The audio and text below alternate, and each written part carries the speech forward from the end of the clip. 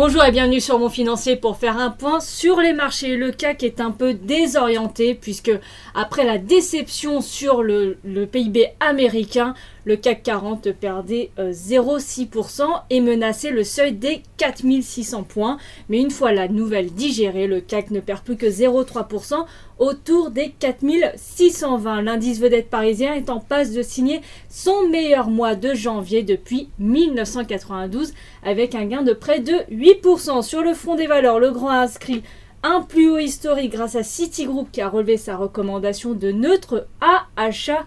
Sur le dossier, Total progresse de 1,11% à 45,21 € après les déclarations de son PDG, selon lesquelles le groupe va réduire de 30% ses dépenses d'exploration en 2015. Orca que Genfit poursuit sa folle chevauchée haussière, la société biopharmaceutique française profite d'une décision des autorités sanitaires américaines en faveur de l'américain Intercept Pharmaceuticals. Le Altran progresse de 3,47% à 7,90 € après avoir réalisé un bon cru 2014 et l'année 2015 sera le même, a affirmé la direction. JCDecaux est en haut de l'affiche grâce à un contrat exclusif de 10 ans pour les solutions publicitaires de l'aéroport de Rio de Janeiro. En revanche, CGG est sous pression après la décision d'Exane BNP Paribas qui a dégradé le titre de neutre à sous-performance et a coupé son objectif de cours pour le passer à 4,70 €. Sur le marché des changes, l'euro sera fermé